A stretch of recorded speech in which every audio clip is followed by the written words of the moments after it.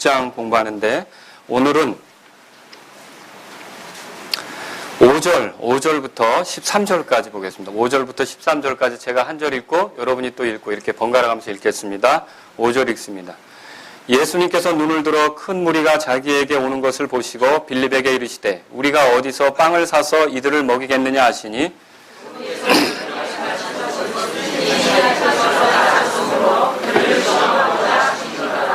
빌립이 그분께 대답하되 그들이 각각 조금씩 받을지라도 200데나리온 어치의 빵이 그들에게 충분치 아니하리다 하매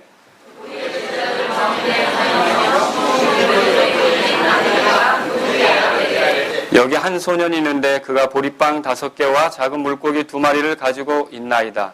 그러나 그것들이 이 많은 사람에게 얼마나 되겠나이까 하니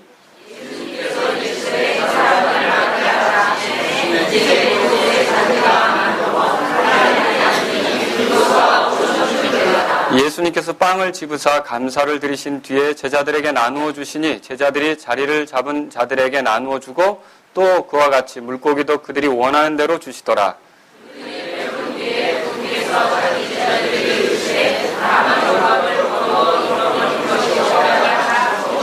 다 같이요. 그들이 그것들을 다 거두고 보리빵 5개로 충분히 먹고도 남은 조각들로 12바구니를 채웠더라. 아멘. 자, 오늘 제가 여기 여러분 9절을 한번 보시면 9절에 한 소년이 가지고 있었던 것이 있었죠? 네, 성경에 뭐라고 써 있습니까? 보리빵 5개와 작은 물고기 2마리. 네, 오늘 제가 여러분에게 말씀을 드릴 제목은 보리빵 5개와 작은 물고기 2마리라는 것이 되겠습니다. 잠깐 기도하겠습니다. 살아계신 우리 주 하나님께서 우리들의 삶의 필요를 채워주시고 공급해 주시는 것을 저희들은 잘 알고 있습니다. 주님의 그런 공급하심으로 인해 감사드리며 이제까지도 살고 있었고 또 앞으로도 그렇게 살아갈 줄로 믿고 다시 한번 감사드립니다.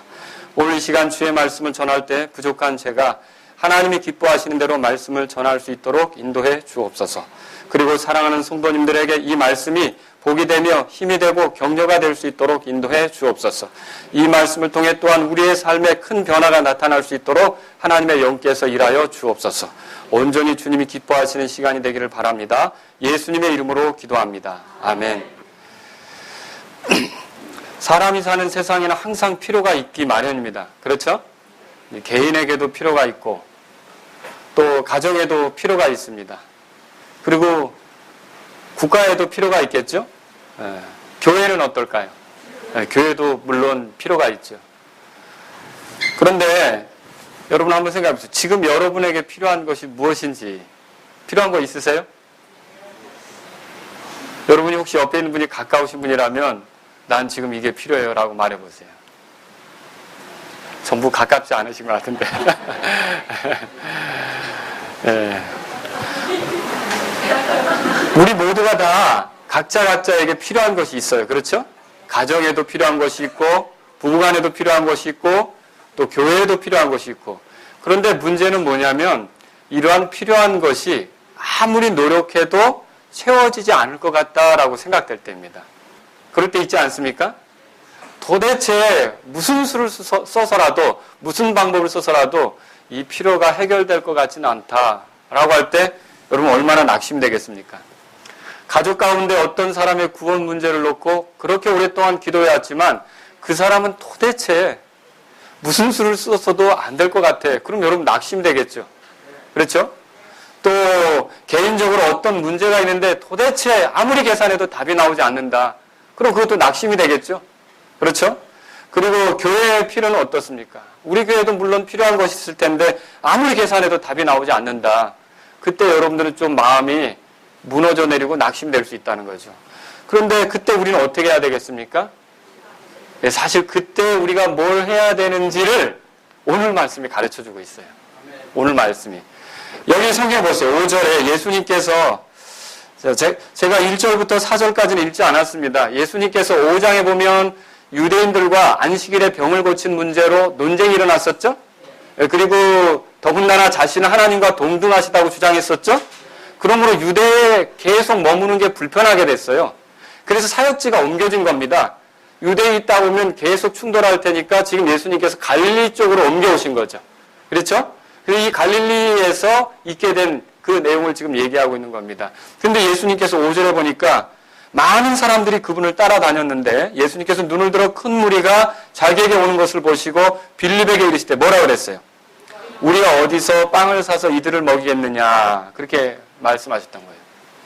사실 이런 다른 성경, 다른 복음서에 보면 이 예수님을 따라다니던 무리가 이제는 날이 어두워질 때가 되었고 그들이 한참을 주님께로부터 듣고 병자들을 고치는 걸 봤기 때문에 시장도 할 때이라는 거죠. 그래서 그들을 그냥 두면 그 외딴 곳에서 먹을 것을 구할 수 없는 그 외딴 곳에서 지칠 수가 있기 때문에 그들에게 먹을 것이 필요한 상황이 되었다라고 하는 거죠. 그런데 그때 예수님께서 뭐라고 질문하셨냐면 우리가 어디서 빵을 사서 이들을 먹이겠느냐, 그렇게 질문하신 것입니다. 그런데 자, 여러분과 제가 이때 예수님의 제자 중에 하나였어요. 아니, 여러분이 빌립이었어요. 그럼 여러분은 뭐라고 대답했겠습니까? 사실 이 당시에 남자의 수만 5천이나 됐어요. 마태는 어떻게 기록하고 있냐면 여자들과 아이들까지 더 있었다고 말하고 있어요. 그러면 적어도 어떤 성경학자들은 1만 명 이상은 좋게 모였을 것이다, 그렇게 추정하고 있어요. 이렇게 많은 사람들이 모였었다는 거죠. 그리고 지금 이곳은 외딴 곳이에요. 빵을 쉽게 구할 수 있는 도시가 아니라는 거죠. 거기서 제일 가까운 도시는 베세다라고 하는 곳이죠. 베세다에 가면 먹을 것을 충분히 구할 수 있을까? 자, 여러분에게 이런 질문을 했다면 뭐라고 대답하시겠습니까? 지금 우리는 이 상황에서 빌립이 대답하는 거, 그리고 안드레가 하는 행동, 그리고 예수님의 제자들이 하는 행동, 그리고 예수님이 보여주신 행동을 통해서 이렇게 필요가 있을 때 그것이 어떻게 채워지는지를 공부했으면 좋겠습니다. 아시겠죠?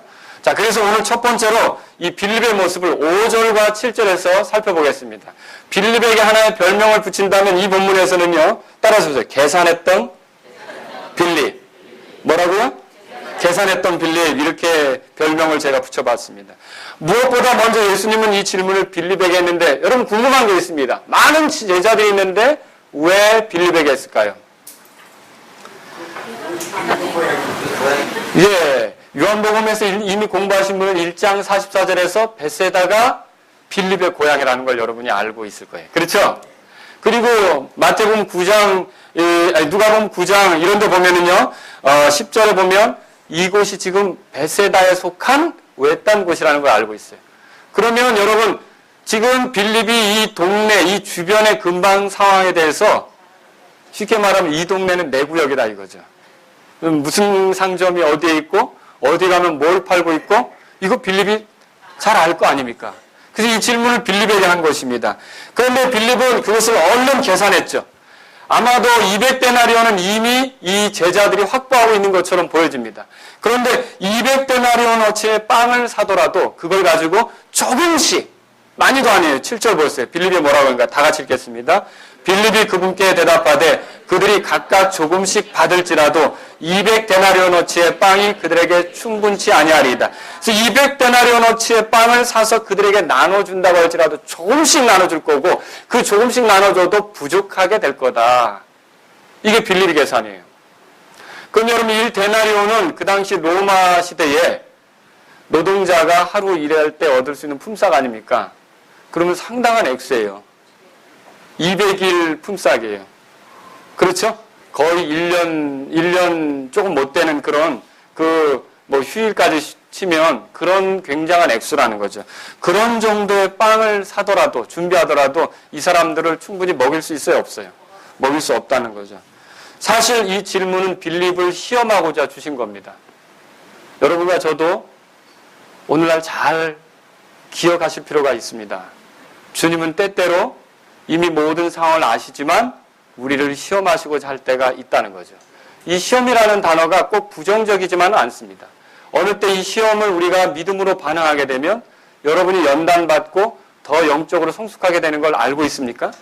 아브라함이 하나님께 시험을 받을 때 독자 이삭을 바침으로 얼마나 그가 하나님을 사랑하고 존중하는지를, 얼마나 하나님을 두려워하는지를 입증하는 기회가 되지 않았습니까? 똑같이 이런 시험의 문제는 때때로 우리의 그 믿음을 입증해 보일 수 있는 기회가 된다라고 하는 거죠. 참으로 여기서 우리가 예수님이 질문한 걸 잘 볼 필요가 있어요. 이 사람들을 먹이는데 얼마나 필요하냐라고 물었어요. 어디서 이걸 충족할 수 있냐라고 물었어요. 어디서라는 게 중요해요. 얼마나가 아니라는 거죠. 그런데 빌립은 뭘 했습니까? 얼마나 드는지를 계산한 거예요. 지금 주님은 무슨 대답을 원하고 있냐면 어디서 이 문제를 해결하느냐라고 하는 거죠. 여러분 사실 이 해답은 이미 나와 있습니다. 어디서 이 사람들을 먹일 수 있습니까? 주님에게서 이 사람들을 먹일 수 있는 능력이 나오는 거죠. 믿으십니까? 이미 주님은 구약에서 그렇게 말씀하셨어요. 이사야 55장을 펴보세요. 이사야 55장.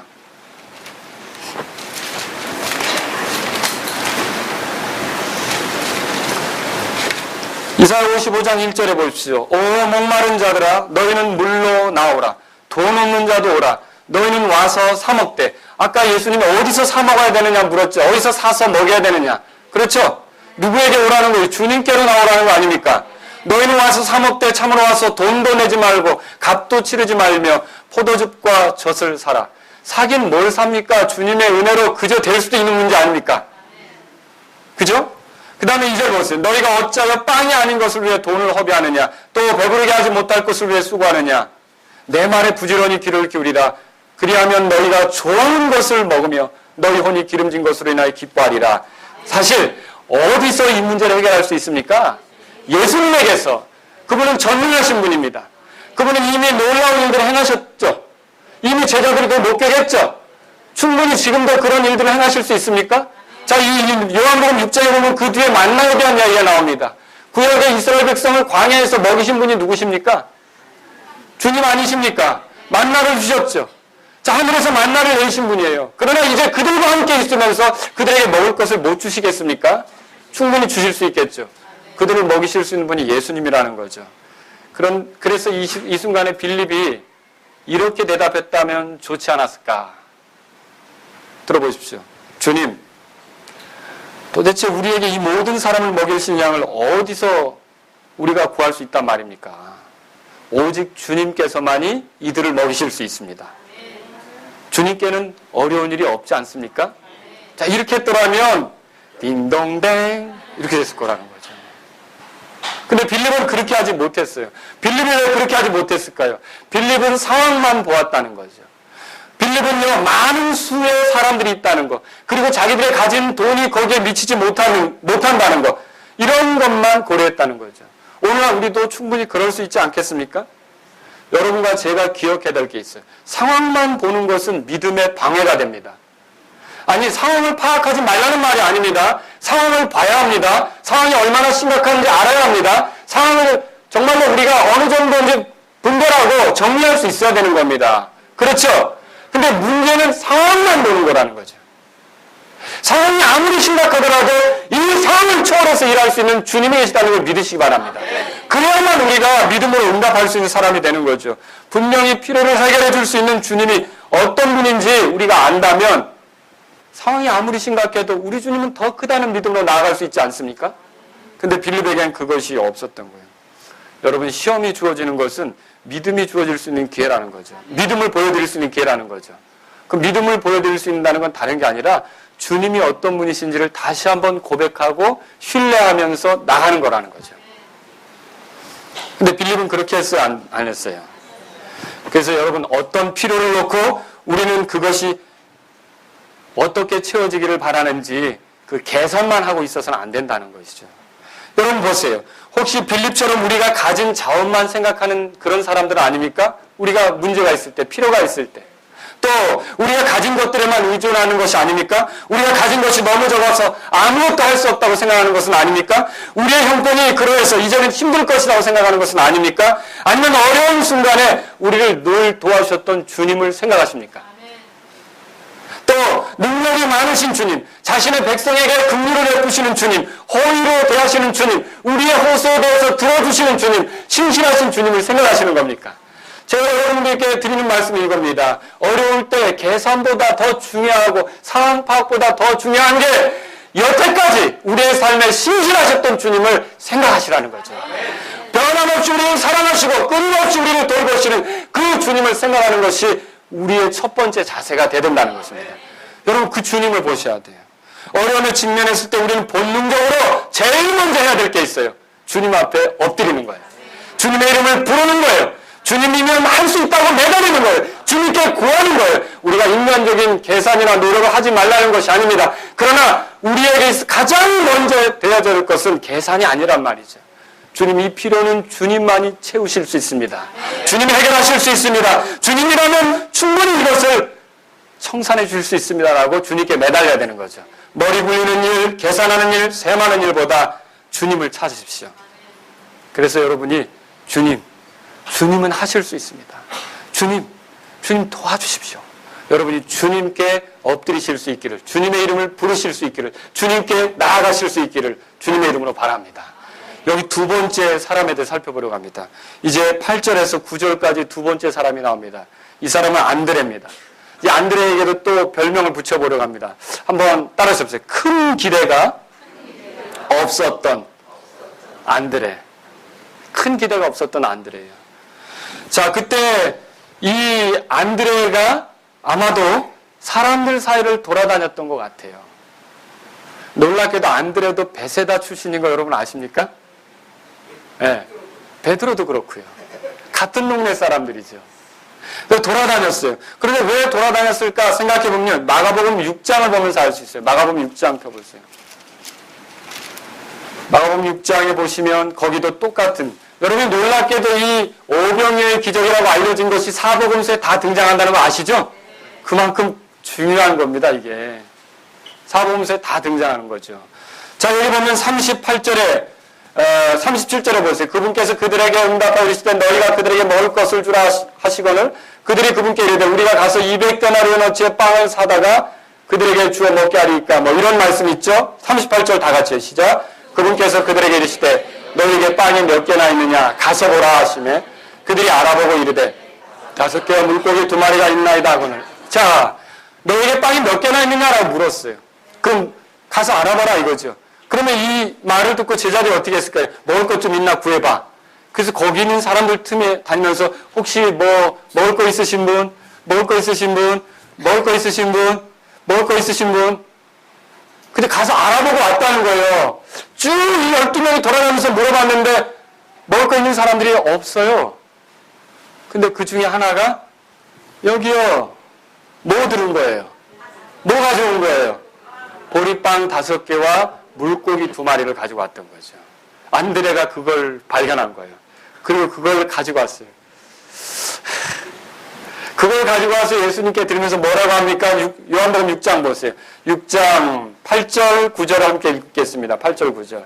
그분의 제자들 가운데 하나이며 시몬 베드로의 형제인 안드레가 그분께 아뢰되 여기 한 소년이 있는데 그가 보리빵 5개와 작은 물고기 2마리를 가지고 있나이다. 그러나 그것들이 이 많은 사람에게 얼마나 되겠나이까? 여기 이 사도 요한은요, 이 4명 중에 독특하게 표현하는 다른 표현하는 방법이 하나 있는데, 물고기를 다른 마태나 마가 누가는 그냥 물고기 2마리 그랬어요. 근데 요한은 뭐라고 표현했습니까? 작은 물고기, 쬐끄만 물고기라고 표현한 거예요. 쬐끄만 물고기. 그 안드레가 지금 들고 있는 그 형편, 그 가지고 온 거 있죠? 그 형편을 더 아주 얼마나 그게 형편없는 것인지를 안드레 입장에서 보면 형편없는 것임을 더 이렇게 이제 설명하기 위해서 이런 표현이 들어간 거죠. 근데 여기 보시면 작은 물고기 2마리를 가지고 오면서 그걸 예수님께 드리면서 뭐라 그랬냐면 그것들이 이 많은 사람들에게 얼마나 되겠습니까? 보리빵도 형편없는 거죠. 유대인들 중에 그렇게 넉넉하지 않은 사람들이 먹는 음식입니다. 작은 물고기예요. 여러분, 이것은요, 안드레가 이 뭔가를 크게 기대하고 있다는 걸 보여주고 있습니까? 그렇지 않죠. 이게 도대체 뭐 얼마나 되겠습니까? 먹을 걸 찾으셨는데. 그렇죠? 여러분 잘 생각하세요. 근데 안드레에게는 그 물고기도 있지만 그 빵들도 있지만 안드레 앞에 누가 있습니까? 그분이 전능하신 분 맞습니까? 하나님 앞에, 그분 하나님이시죠? 하나님 앞에 많은 사람이 문제가 됩니까? 안 되죠. 만일 그가 그 물고기 2마리하고 보리빵 5개만 보지 않고 이것을 취하시게 될 그 주님을 똑바로 볼 수 있었다면 뭐라고 말했을까요? 주님 이거라도 주님 하실 수 있지 않습니까? 저는 알고 있습니다. 물이 포도즙이 되게 하셨죠. 저는 알고 있습니다.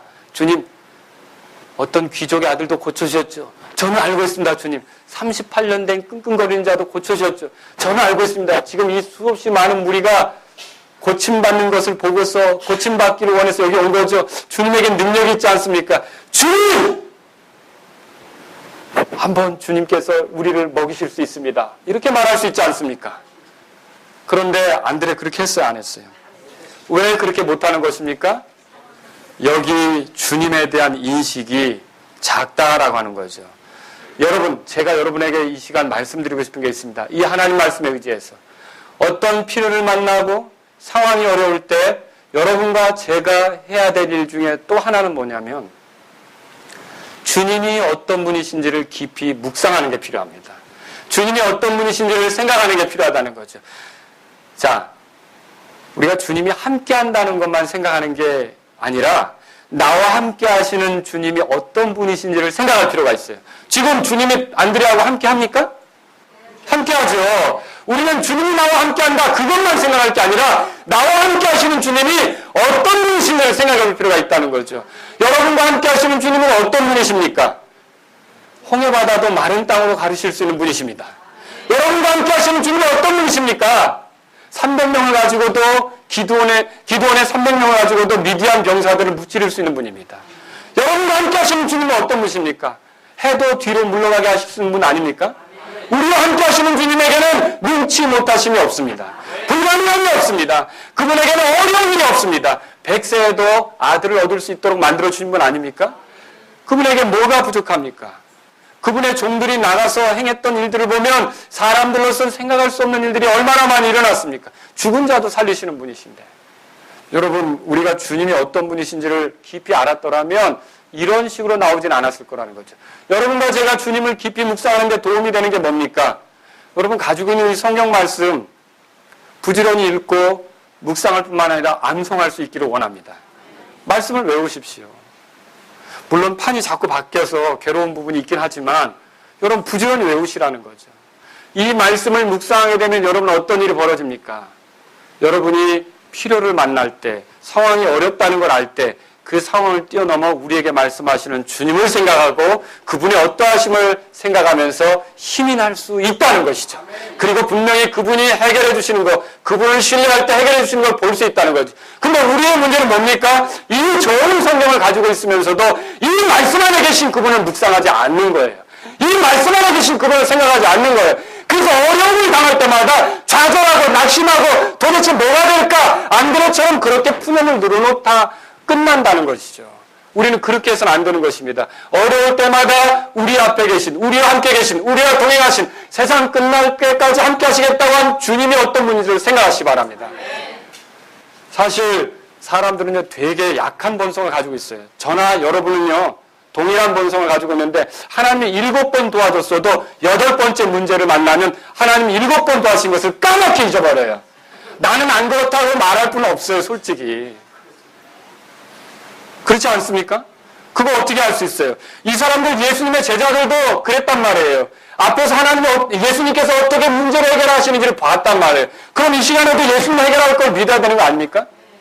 그리고 또 출애굽한 이스라엘 백성 어땠어요? 이스라엘 백성만 봐도 그래요. 광야 생활하는 중에 그들에게 필요가 있다면 얼마든지 하나님이 물 주셨어요. 고기 주셨어요. 더워 구름 주셨어요. 그렇죠? 여러분 아시죠? 추워 불기둥 주셨어요. 하나님께서 얼마나 그들의 필요를 채워주셨습니까? 그런데 필요가 생길 때마다 이들은 그래서 까마귀 고기를 먹으면 안 됐나 봐요. 다 잊어버렸어요. 그래서 어떻게 해요? 이 육신적인 사람들은 자꾸만 불평하는 거예요. 원망하는 거라는 거죠. 사실 이것은 오늘날 우리들도 같은 거 아닙니까? 사사기 시대를 보세요. 하나님께서 사사기 시대에 이스라엘 백성이 그 다른 민족에게 압제받을 때 구제해 주시면 하나님 기억하고 그들이 살면 되잖아요. 그런데 또 어려움 어려움을 자초하고, 그렇죠? 이렇게 빠져들잖아요. 반복이에요, 반복. 이 안드레의 문제는 사실 오늘 우리의 문제라는 거죠. 여러분과 저는 기억할 게 있어요. 하나님이 어떤 분이신지를 떠올리라는 거죠. 상황이 어려울 때마다 하나님을 생각하십시오. 하나님께서 나를 도우신 적 없습니까? 있으세요? 하나님께서 내 기도 응답하신 적 한 번도 없으십니까? 예수님 믿은 이후로. 그럼 여러분의 주님은 저의 주님하고 좀 다른 것 같아요. 만약 그렇다면. 또 하나님께서 여러분을 도우셔서 감사드려 본 적 없으세요? 있으시죠? 하나님께서 내 문제를 해결해 주셔서 찬양해 보신 적 있으세요? 그런데 왜 우리가 필요를 만나고 상황이 어렵다고 해서 절망하고 있느냐는 거죠. 과거에 우리를 도와주셨고 여기까지 인도하셨던 그 에베네셀의 하나님은 앞으로도 우리가 인생을 끝낼 때까지 우리를 인도하실 줄로 믿으십니까? 우리가 세상을 떠날 때, 내 인생 여정 끝내고 강 건너갈 때 예수님께서 인도하셨다고 노래 부를 걸 믿으십니까? 그런데 왜 상황이 어려울 때마다 낙심하고 좌절하느냐는 거죠. 필요가 있고 그것이 해결되지 않을 것 같을 때마다 불안해하고 초조하느냐는 거죠. 주님을 생각하시라는 거죠. 우리를 도우셨던 주님. 안드레는 바로 옆에 계신 그 주님이 어떤 분인지는 모르고 물고기 2마리, 쬐끄만 물고기 2마리하고 보리빵 5개 보면서 마음이 그냥 아무 기대도 없었던 거예요. 여러분, 주님을 생각하면 소망이 생깁니다. 주님을 생각하면 힘이 납니다. 주님을 바라보는 자는 독수리가 날개치며 올라간다고 그렇게 말씀하고 있습니다. 그래서 우리가 어려울 때마다, 힘을 잃어버릴 때마다, 낙심할 때마다 이 성경 기록이 말하는 우리 하나님이 어떤 분인지를 생각해 보십시오. 이 하나님을 통해 힘을 내시길 바랍니다. 세 번째로 우리가 살펴볼 사람들이 있습니다. 이 사람들은 누구냐면 제자들이에요. 제자들. 근데 이 제자들 앞에 붙이고 싶은 별명은 이겁니다. 따라서 그래도 순종했던 제자들. 10절에 한번 보세요. 10절. 다 같이 함께 읽겠습니다. 예수님께서 이르시되 사람들을 앉게 하라 하시매 이제 그곳에 잔디가 많으므로 사람들이 앉으니 그 수가 5,000쯤 되더라. 자, 예수님은 사람들을 앉게 하라고 하셨습니다. 여러분, 여기 앉게 한다라는 말을 잘 생각해 볼 필요가 있어요. 이 앉게 한다는 말은요, 이스라엘 백성들은 식사할 때 어떻게 합니까? 비스듬히 앉죠. 예, 거의 뭐 눕는 것처럼 앉는단 말이죠. 자리를 앉는 거죠. 여기서 앉는다라는 말은 식사할 준비를 시키라는 뜻입니다. 생각해 보십시오. 계산해도 안 되고 가진 것도 너무 적고 사람들에게 나가서 밥 먹을 준비하세요. 좀 정돈 좀 해서 앉읍시다라고 제자들이 말하러 가야 돼요. 그러니까 좀 앉혀라. 이제 예수님이 앉히라고 그런 거 아니에요. 그런데 앉힌다고 하면 뭔가 먹이신다는 건데 이 말을 하러 갈 때 좀 어떨까요? 좀 떨떠름하겠죠. 그리고 좀 앉으세요. 그러면 거기서 한 사람이 뭐 나옵니까? 이렇게 묻는다고 생각했어요. 또 이렇게 하는데 시장하던 참인데 잘 됐네. 막 이렇게 사람들이 하면서 야, 뭐 먹을 게 있나 봐. 이렇게 막 할 때 제자들의 그 어떤 그 마음이나 생각은 어땠을까요? 좀 앉으세요. 좀 앉으세요. 여러분 생각해 보시라는 거죠. 그때 이 제자들이 보통 힘들지 않았을 거라는 거죠. 그런데도 사복음서를 다 뒤져봐도 아무도 예수님께 대항하면서 도대체 왜 이런 명령을 하십니까? 왜 이렇게 우리를 당황시킵니까? 우리가 꼭 이런 식으로 합니까? 라고 따지는 사람이 있었어요? 없었어요? 항의하는 사람이 있었어요? 없었어요? 없었다라는 거죠. 거기에 보면 조금 출장 뷔페 트럭이 쫙 깔린 다음에 앉으시죠. 라고 하면 제자들도 힘이 날 거예요. 그렇죠? 잔디가 쫙 깔린데 5,000명이 앉아있는데 옆에 이제 출장 뷔페 트럭이 하나씩 쫙 오면서 앉으시죠 하면 힘이 날 거예요. 그렇죠? 먹을 겁니다. 얼마나 힘이 나겠어요. 그렇죠? 아니면 그게 아니라면 어떤 구호단체 우선 먹을 박스 있죠? 그거 막 쌓아놓으면서 자 앉으시죠 하면 박스 이제 저거 뜯어주나 봐. 이렇게 생각할 거 아닙니까? 기대하십시오. 근데 그것도 없어요. 아무것도 없는데 그냥 예수님은 보리빵 5개 하고 쬐끄만 물고기 2마리. 그래가지고 근데 앉으라는 거죠. 그럴 때 제자들은 얼마나 난감했겠느냐라고 하는 거죠. 여러분과 제가 여기서 알아야 될 게 있어요. 이 본문에서 또 특히 빌립이나 안드레를 책망하는 모습이 있어요, 없어요? 없어요. 이 믿음이 부족한 이 제자들을 예수님은 책망하지 않습니다. 똑같습니다, 오늘. 사실 우리가 얼마나 잔머리를 굴리는지, 우리가 얼마나 상황을 놓고 계산하는지, 또 우리가 얼마나 약한지, 우리가 얼마나 주님에 대해서 금방 잊는지 주님 우리의 체질을 아셔요, 몰라요? 우리가 어떤 사람인지를 아셔요, 몰라요? 아시죠? 그래서 저와 여러분이 머리를 굴리실 때 주님은 전혀 놀라지 않습니다. 그렇지. 우리가 또 계산기 두드리고 있을 때 주님은 전혀 놀라지 않습니다. 그렇지. 그런데도 우리를 사랑하셔서 우리를 도구로 삼고자 부르셨다는 건 주님을 찬양할 일입니다. 다만 주님께서는 우리의 믿음을 증대시키기 위해서 어떻게 하시느냐? 명령을 허락하십니다. 명령을 주신다는 거죠. 그리고 이 명령은요, 이제 믿음의 증대를 위한 기회가 되는 거예요. 우리가 거기에 토를 달지 않고 이해는 되지 않지만 주님이 하신 말이라면 그 명령을 따르려고 할 때, 그래서 그 명령대로 한 발 한 발 움직이기 시작할 때 거기서부터 믿음이 증대되는 경험은 시작된다는 거죠. 그래서 저와 여러분들이 믿음이 작다고 절망할 게 아니라 하나님 말씀을 읽으면서 명령이 있다면 그 명령대로 주님의 뜻을 따라 순종할 수 있기를 주의 이름으로 바랍니다. 이 단순한 순종이 우리 믿음의 증대를 가져오는 거예요. 성경을 아무리 많이 알아도 순종하지 않는 사람은 소용없습니다. 하나님 말씀을 배우는 이유는 순종하는 데 있는 거예요. 순종이 희생한 것보다 낫다고 말씀했습니다. 그런데 그 성경 연구 부지런히 해봐야 순종하지 않으면 교만해져요. 기식적이 되는 거예요. 하나님 말씀은 왜 우리에게 주어지는 겁니까? 순종하도록. 이 순종을 통해서 저와 여러분들의 믿음이 증대되는 걸 믿으시기 바랍니다. 오늘날 왜 우리는 한 지역교회 이름으로 신실하게 선교합니까? 주께서 고린도전서 14장 10절에 교회 세우는 일에 뛰어나기를 구하라 그랬어요. 명령 아닙니까? 또 오늘날 우리는 왜 침례를 받아야 합니까? 아버지와 아들과 성령의 이름으로 침례를 주라고 명령하셨어요. 또 왜 여자는 지역교회에서 목사가 되면 안 됩니까? 고린도전서 14장 34절에 너희 여자들은 교회 안에서 잠잠할지니라고 명령하셨어요. 왜 모든 경배에 열심히 참여해야 합니까? 모이는 일을 피하지 말고 서로 권면하여 너희가 그날이 다가옴을 볼수록 더욱 그리하라고 명령하셨기 때문이라는 거죠. 왜 결혼할 때 그리스도인들과 해야 합니까? 믿지 않는 자들과 더불어 공평하지 않은 멍에를 매지 말라. 주님 명령하셨잖아요. 우리가 단순하게 명령대로 살아가면 우리 믿음이 증대되게끔 돼 있다는 걸 기억하십시오. 그들의 믿음은 부족했습니다. 사실입니다. 하지만 주님은 그들의 믿음을 증대시키길 원하셔요. 지금도 우리의 믿음을 증대시키길 원하셔요. 그런데 우리의 믿음을 증대시키는 방법은 다른 데 있지 않습니다. 주님이 우리에게 명령하시는 거죠. 근데 우리는 이해가 안 가요.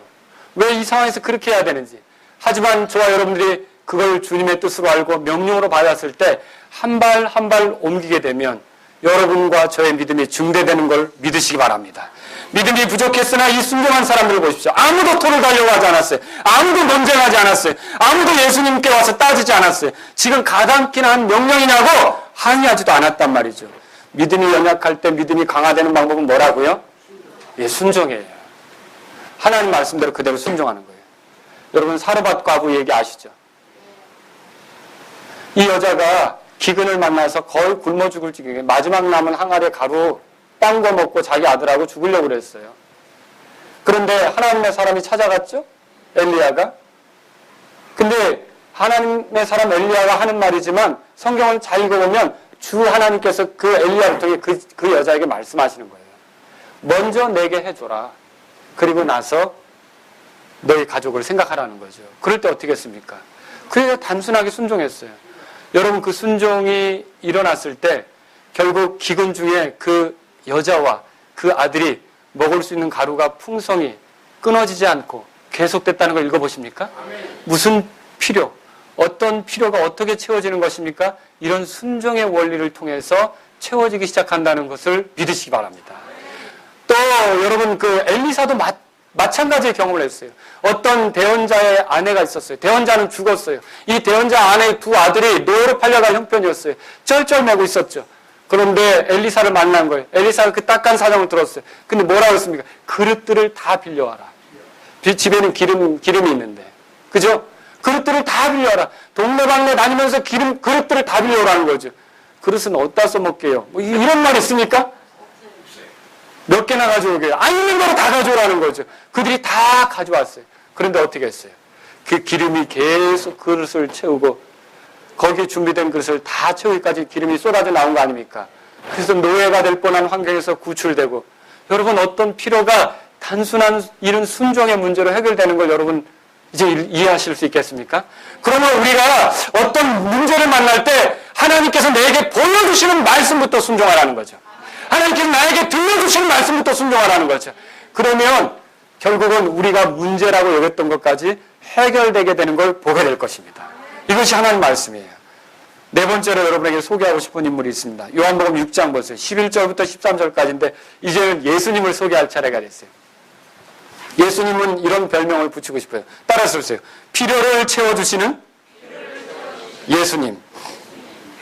주님이 빵들을 집으셨을 때 상황은 달라진 거예요. 여러분 이거 잘 들으세요.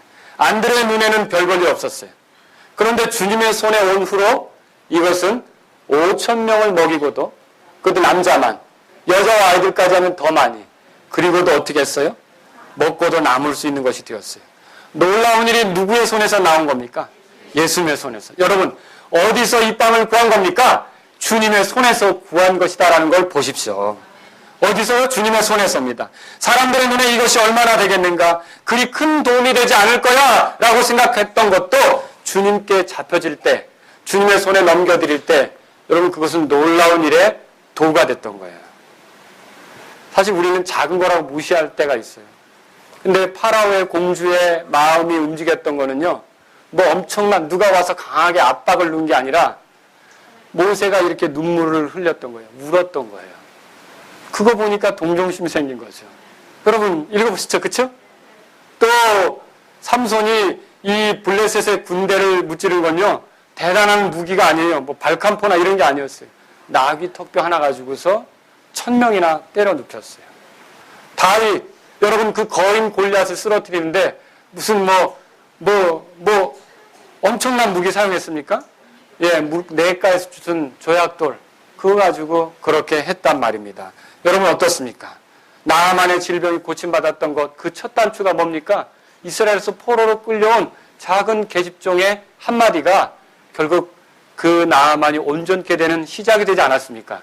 우리는 절대로 작은 것이라고 무시해서는 안 됩니다. 이 작은 것도 주님의 손에 넘겨지면 주님은 그걸 엄청나게 사용할 수 있다는 것을 믿으시기 바랍니다. 주님께서 놀라운 분이세요. 때때로 우리는 이것을 주님께 드리면서 이것이 얼마나 되겠어? 라고 생각할 때가 있어요. 필요는 큰데 이게 도대체 얼마나 채워지겠어? 그런데 기억하십시오. 우리는 공급자가 아니에요. 공급자는 주님이세요. 우리는 뭡니까? 우리는 드리는 자예요.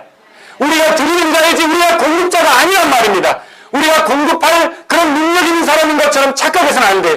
교회에 어떤 필요가 있을 때 내가 공급해야 된다. 우리가 공급해야 된다. 아, 천만의 말씀이에요. 우리는 드리는 자예요. 공급은 누가 하십니까? 주님이 하십니다. 이것을 잊어버리면 안 된다는 거죠. 그래서 때때로 어떤 부자들이 착각할 때가 있어요. 교회를 떠나야 할 때인데 막 고민하는 거죠. 내가 교회 떠나면 재정에 큰 타격이 올걸? 여러분 착각이죠. 또 어떤 부자 사업가가 교회에서 열심히 물질로 봉사하다가 사업이 꼬이게 됐어요. 어렵게 됐어요. 아, 이제 어떻게 하나 재정이 어려워져서. 지금 누가 공급한 걸로 생각한 거예요? 여러분 이거는 주님 앞에 합당치 않은 자세라는 거죠. 우리는 그냥 우리의 형편에 따라 우리가 할 수 있는 대로 그게 쬐끔하게 되든 그게 크게 되든 주님이 주신 것 안에서 우리가 힘을 다해서 드리면 되는 겁니다. 공급자 채워주시는 분 누굽니까? 주 하나님이시라는 걸 믿으시기 바랍니다. 이것은 설교자도 마찬가지죠. 우리는 시간을 드리는 거예요. 말씀 연구에 힘을 드리는 거예요. 성도들에게 잘 설교하기 위해서 에너지를 쏟는 거죠. 성도들이 우리를 통해 변화되는 게 아니에요. 성도들을 변화시키는 것은 주 하나님이십니다.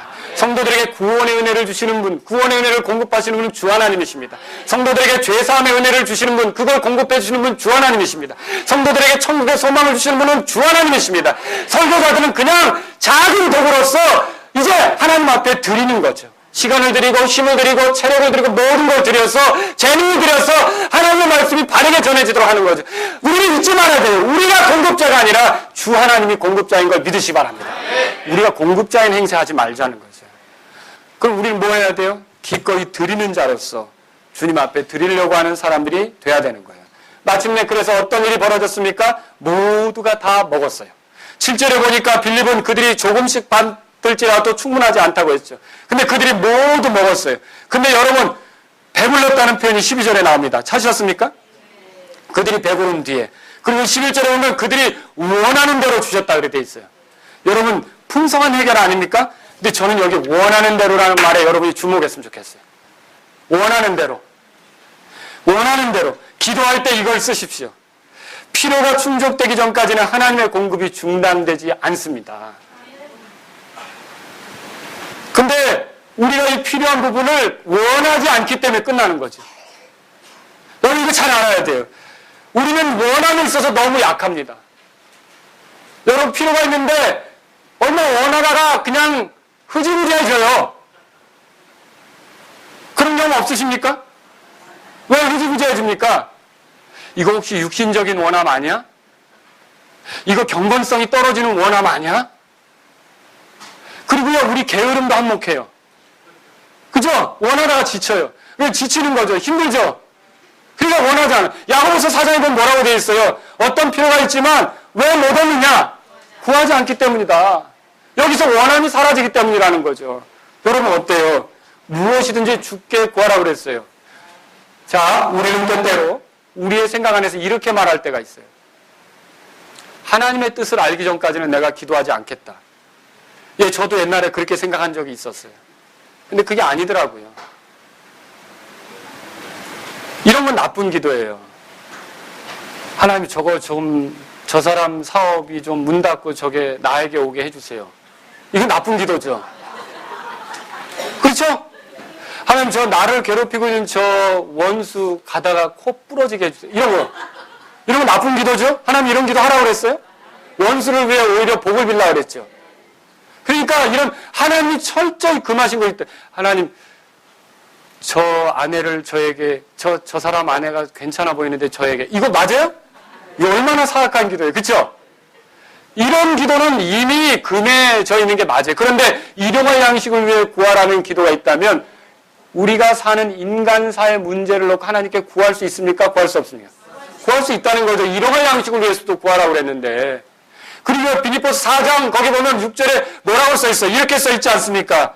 아무것도 염려하지 말고 오직 모든 일에 기도와 간구로 너희가 요청할 것을 감사와 더불어 하나님께 아뢰라. 모든 일에. 사실 만약 우리가 구한 것이 하나님의 뜻에 안 맞으면 하나님께서 보류하실 것입니다. 그러면 우리가 구했던 거 하나님 뜻이면 어떻게 할까요? 계속 구하면 주시겠죠. 왜 하나님의 뜻인지 아닌지를 하나님 말씀으로 확인도 안 됐는데 내가 그러면서 기도를 안 하려고 하는 거예요. 중단하는 거죠. 여러분 그것은 손해라는 거예요. 여러분이 필요하다고 느끼는 것은 지금도 뭐가 필요한 거예요? 여기서 먹을 게 필요한 거 아닙니까? 5,000명을 먹여야 되는데 여러분이 여러분이 누굽니까? 영국에서 그 고아들의 아버지로 살았던 조지 밀러가 여러분이 구할 때 항상 영적인 것만 구한 걸로 생각하시면 안 돼요. 그 고아들의 먹을 것을 위해서 얼마나 기도했습니까? 여러분 우리는요 모든 것을 주 하나님께 구할 수 있다는 걸 알아야 돼요. 죄가 되지 않는 것. 그래서 하나님의 영광을 가리지 않는 것. 그렇죠? 그런 것들. 이런 것들을 우리가 얼마든지 구할 수 있는 거예요. 원하는 대로 주셨다는 거죠. 우리 기도할 때 그렇게 할 수 있어요. 하나님 원하는 대로 주신 하나님. 원하는 대로 주신 하나님. 여러분 주님께 소망을 가지십시오. 구할 소망을 가지시란 말이죠. 그들이 원하는 대로 주셨다는 거죠. 여기 나누어주는 측면도 생각해 보자는 거죠. 예수님의 손에서 이 빵이 떨어져 나갑니다. 자, 여기 12바구니라고 그랬죠? 이 12바구니는 누가 들고 다녔을까요? 제자들이 들고 다녔겠죠. 제자들은 몇 명이었어요? 12명 아니었습니까? 12명이 이제 오서 가지고 다니던 뭐 물건들이 있을 거 아닙니까? 바구니 좀 꺼내봐라. 12바구니 꺼냈겠죠. 12바구니를 서로 맸습니다. 자, 집합. 예수님 앞에 섰어요. 예수님이 떼어주기 시작하는 거예요. 놀라운 일이 벌어지기 시작하는 거죠. 바구니, 제자들이 보면서 어떻게 했을까요?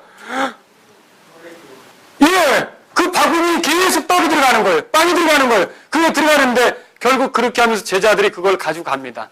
가져가는데 어떻게 합니까 이거를? 나눠주기 시작하죠? 나눠주죠? 여러분 그런데 나눠주고도 이 바구니는 비었어요? 남았어요? 나눠주는 게 지금 주님의 뜻입니까? 예, 주님의 뜻대로 나눠주고 있습니까? 나눠줬는데 바구니가 12바구니가 남았다 그랬죠? 그건 무슨 소리냐면요. 결국 제자들이 사용했던 그 바구니는 나눠줘도 모자라지 않고 계속 채워졌다는 거죠. 여러분, 이거 굉장히 중요한 원리가 있습니다. 부지런히 나누어 주었어도 다 먹고 12바구니가 채워졌다는 이거. 12제자가 나누어 주던 바구니가 멈춰지지 않았던 거. 이거 여러분 굉장히 귀하게 생각해야 돼요. 따라서 주님의 뜻에 따라 주는 것은 주어도 넘친다. 계속 넘치게 되는 거예요. 여러분, 누가복음 8장 보십시오. 누가복음 8장. 그런데 이 제자들 중에 단 한 사람도 이런 사람 없어요. 딱 여기다 받아놓고 나부터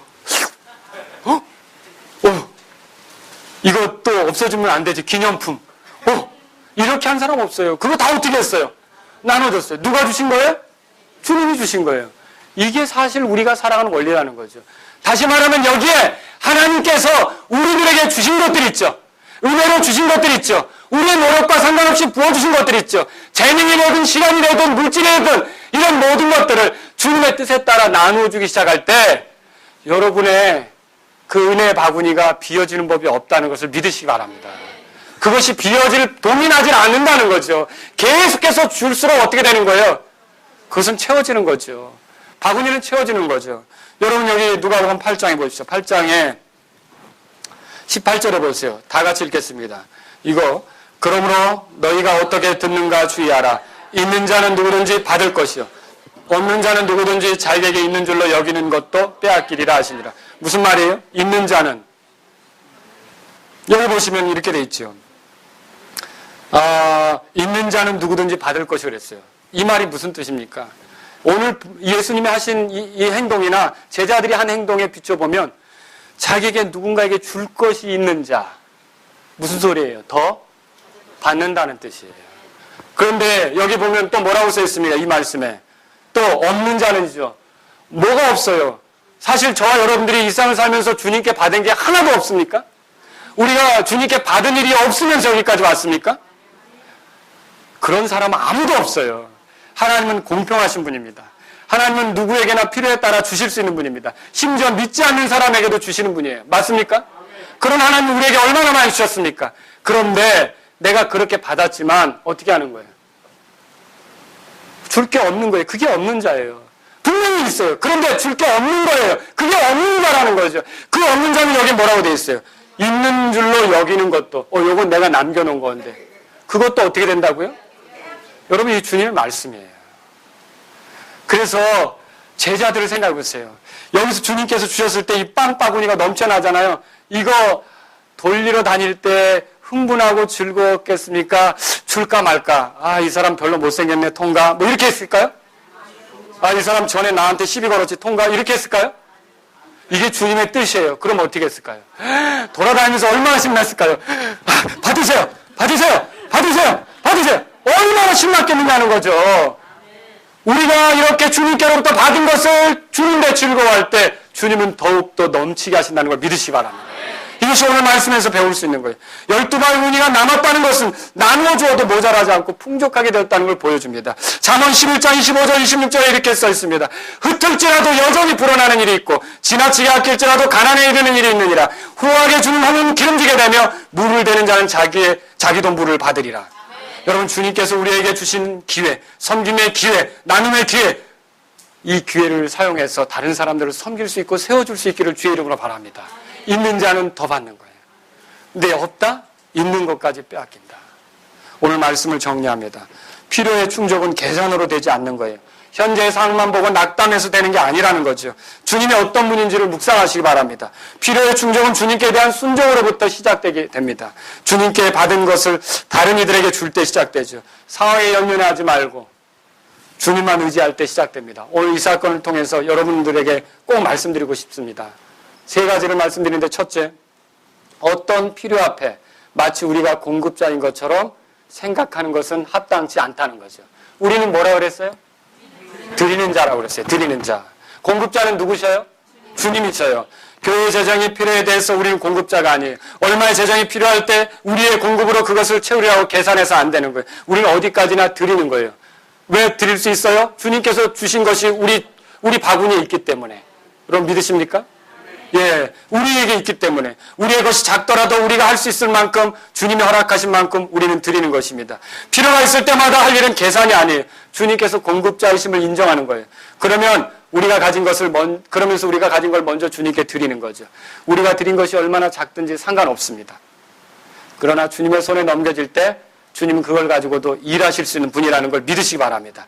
소녀는 가진 것 전부를 드렸어요. 향유 옷값을 깨뜨렸던 여자랑 맘먹는 행동을 한 거죠. 여러분 그 예송이가 가지고 있는 뭐 뺏었다고 생각해 보세요. 아이에게 있어서 소년에게 있어서 그건 엄마가 준비해준 굉장히 귀중한 도시락이라면 그 아이한테는 굉장히 귀중한 거예요. 근데 그걸 달라니까 준다. 여러분 굉장한 헌신이라는 거죠. 두 번째로 여러분에게 여러분 한 번 더 말씀드립니다. 그래서 우리가 복음을 전하든 설교를 하든 우리는 공급자가 아니에요. 시간을 드리고 재능을 드리고 물질을 들여서 복음을 전파해도 우리는 드리는 자, 헌신하는 자일 뿐이에요. 생명의 구원을 주시고 생명을 주시고 죄들을 용서하시며 하나님의 자녀된 지혜를 주시는 분은 누구십니까? 예수님이세요. 그래서 그분이 은혜를 주시는 분이라는 걸 믿으시기 바랍니다. 두 번째로 드리고 싶은 말씀이 있습니다. 어떤 필요 앞에서 예수님은 직접 충족시킬 수 있는 권능이 있으시다는 거죠. 여러분 보리빵 없어도 주님 먹이실 수 있습니까? 그렇죠? 그런데 왜 그걸 찾습니까? 여러분 이거 잘 아셔야 돼요.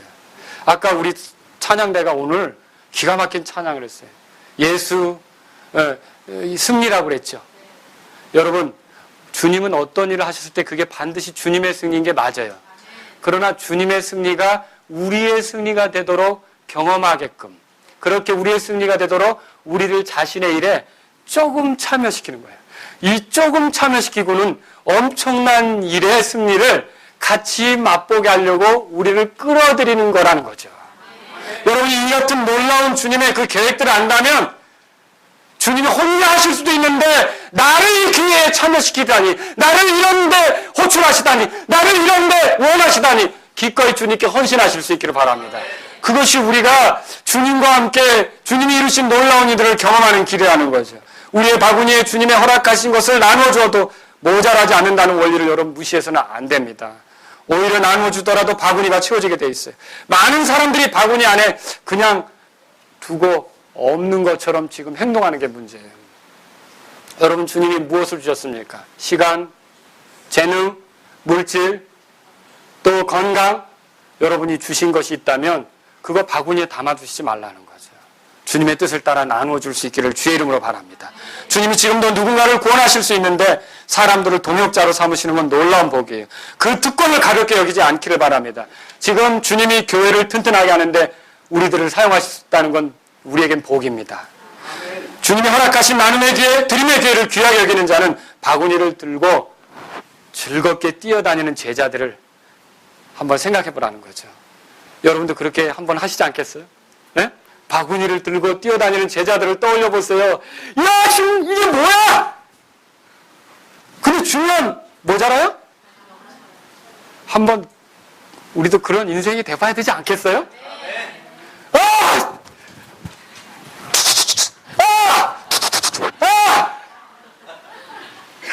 우리 모두가 주 하나님의 놀라운 능력의 동참자들이 될 수 있기를 바랍니다. 세 번째로 드리고 싶은 말씀입니다. 이것은 정말로 중요한 거예요.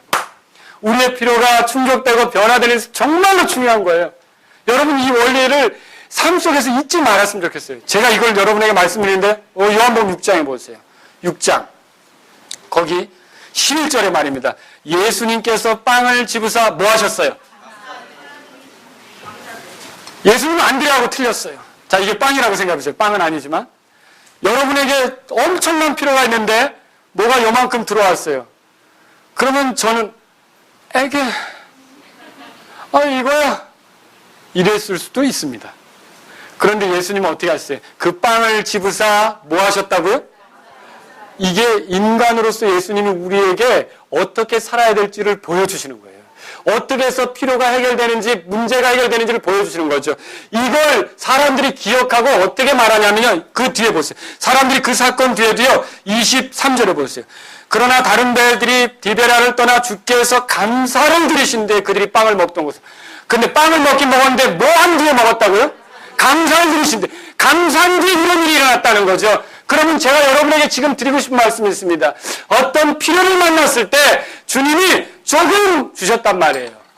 그럼 그것으로도 감사하시기 바랍니다. 그게 시작이에요. 그게 시작이에요. 조그만 것부터 감사라는 거죠. 자기 손에 들어왔을 때 감사하는 것이 필요하다는 거죠.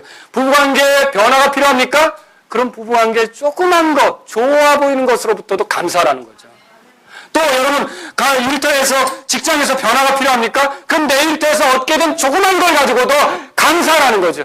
이런 조그만 것에 감사하는 것을 통해서 결국 엄청난 놀라운 능력이 나타나는 거 아닙니까? 그래서 모든 일에 감사라는 거예요. 여러분, 이 감사가 필요를 채울 수 있는 길이에요.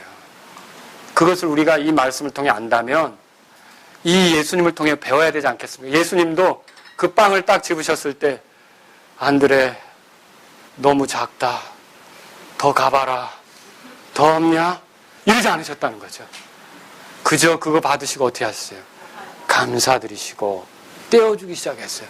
여러분, 아무리 작은 거라도 감사하면서 나누어주기 시작할 때 놀라운 필요가 채워지는 경험을 하게 될 줄로 믿으시기 바랍니다.